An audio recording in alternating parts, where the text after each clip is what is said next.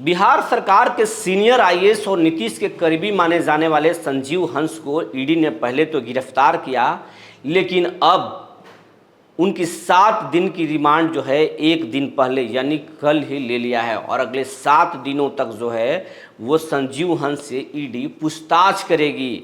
और रिमांड के बाद से जो है बिहार सरकार के कई अफसर और कई नेता जो है वो सख्ते में आ गए हैं। जी नमस्कार, मैं हूं विपुल कुमार और आप देख रहे हैं सूर्य बिहार डिजिटल न्यूज़।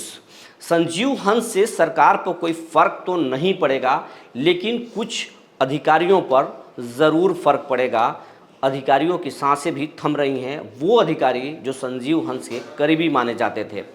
और अधिकारी से ज़्यादा संजीव हंस के कई नेताओं से, खास करके आरजेडी के भी नेताओं से और अलग अलग दल के कई नेताओं से भी उनके निजी संबंध थे। और आरजेडी के तो पूर्व विधायक गुलाब यादव उनके पार्टनर ही थे, जो ईडी ने उनके साथ कई जो है डील में सबूत उनको मिले हैं। साथ में होटल खोले, पंप खोले और उसके साथ साथ कई प्रॉपर्टीज़ दोनों मिलकर खोले हैं। तो कई नेताओं की भी सांस रुक रही है कि संजीव हंस अगले 7 दिनों तक क्या क्या उगलेंगे, क्या क्या ईडी को जानकारी देंगे।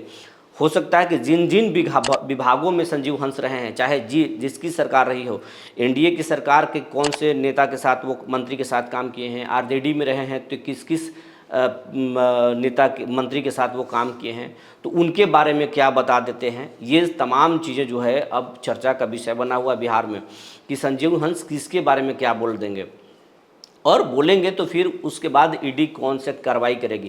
लेकिन एक बात तो साफ है कि संजीव हंस से कुछ न कुछ तो ज़रूर उगलवाएगी ईडी।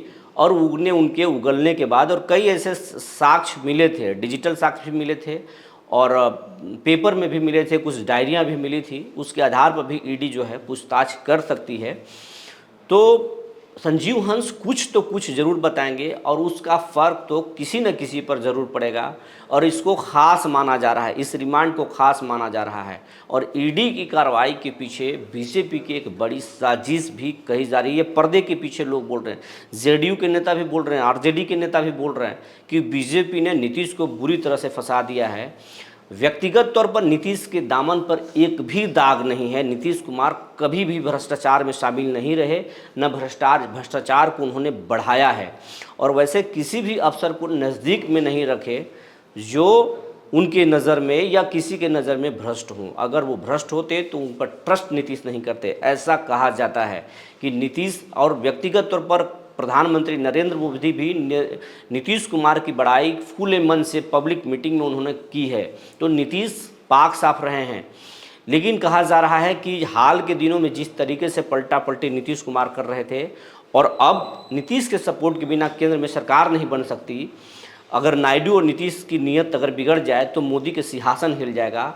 इसीलिए बीजेपी ने नीतीश कुमार को पूरी तरह से बांध दिया है और ईडी ने पहले तो गिरफ्तारी की संजीव हंस के, उसके बाद में अब रिमांड लिया है और रिमांड ले करके जो है ईडी और संजीव हंस से कुछ उगलवाएगी। और कहा जा रहा है, ये भी कहा जा रहा है कि नीतीश कुमार के जितने भी आसपास के करीबी लोग हैं उनको वो घेरने की, एक दबाव बनाने की ईडी कोशिश कर रही है। कुछ करे या ना करे, नीतीश के अफसरों को डराने की कोशिश कर रही है बीजेपी। और ऐसा करने से नीतीश के अफसर जो अब तक बीजेपी के मंत्रियों को इग्नोर करते हैं अब नहीं कर पाएंगे। तो ये तरह तरह की चर्चा है कि ये हो सकता है, वो हो सकता है, लेकिन खास तो यही है कि 7 दिनों की रिमांड पर संजीव हंस गए हैं और संजीव हंस क्या क्या उगलते हैं, क्या क्या बोलते हैं, ये देखने वाली बात होगी। और बिहार की सरकार पर क्या फ़र्क पड़ेगा, नहीं फ़र्क पड़ेगा, ये तो आने वाला समय बताएगा। लेकिन नीतीश कुमार को घेरना भी इतना आसान नहीं है। कई दिग्गज नीतीश को घेरने में वर्षों बिता दिए, लेकिन नीतीश पर कोई फ़र्क नहीं पड़ा। और नीतीश कुमार को अगर छेड़ने की कोशिश बीजेपी कर रही है तो ये बीजेपी के लिए भी घाटे का सौदा साबित हो सकता है, क्योंकि नीतीश उस शख्सियत का नाम है जो एक बाजी में पूरा गेम पलट देते हैं। जो जानकारी निकल कर आई थी हमने आपको बता दिया। तब तक के लिए धन्यवाद।